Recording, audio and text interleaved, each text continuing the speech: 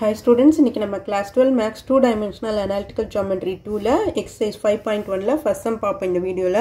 Obtain the equation of the circles with a radius of 5 cm and touching the x-axis at origin in a general form னு கொடுத்திருக்காங்க. First general form நமக்கு என்ன formula, circle ஓட general form என்ன formula வரும்னா x minus h the whole square plus y minus k the whole square is equal to r square. இது formula of the circle general formula வந்துரும் நமக்கு.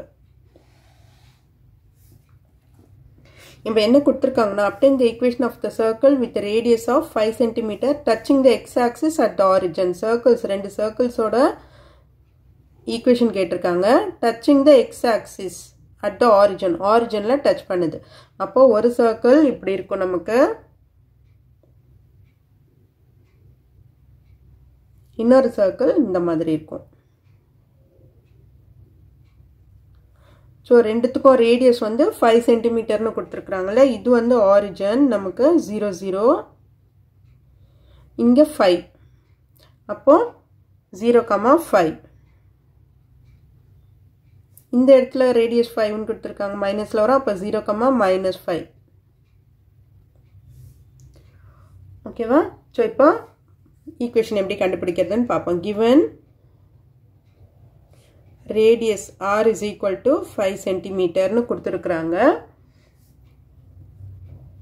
அப்ப centre கண்டுபிடிக்கணும். சென்டர் நமக்கு என்ன வரும்? இங்க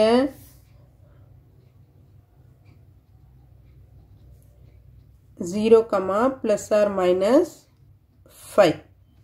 இது 0, 5. இது 0, -5 னு இருக்கு இல்லையா? அப்ப 0, ±5 னு வரும் இங்க நமக்கு. சோ ஈக்குவேஷன் எப்படி போடலாம்? அப்போ x minus h k இது சென்டர். அப்போ x minus 0 the whole square plus y, நான் இங்க plus or minus னே போட்டுறேன். அப்போ plus or minus 5 the whole square is equal to r square இல்லையா? அப்போ r square னா 5 square. So அப்ப இது வந்து x square னு வந்துரும். plus இது a plus b the whole square minus அது ரெண்டுமே போடுற போறோம் நம்ம. அப்ப y square plus 2 into 5 plus or minus னு போடுறேன். 10y plus 25. இது 5 square minus 25 இங்க வந்துச்சுன்னா minus 25 ஆயிடும் equal to 0. அப்ப x square plus y square plus or minus 10y is equal to 0. Then the 25 plus 25 minus 25 cancel ஆயிடும். So இதுதான் general form of this circle. Equation of the circle அவங்க கேட்டிருக்காது. Okay students, இந்த video உங்களுக்கு யூஸ்ஃபுல்லா இருந்ததுன்னா subscribe பண்ணுங்க. மறக்காம உங்க friends ஓடையும் share பண்ணுங்க students. Thank you.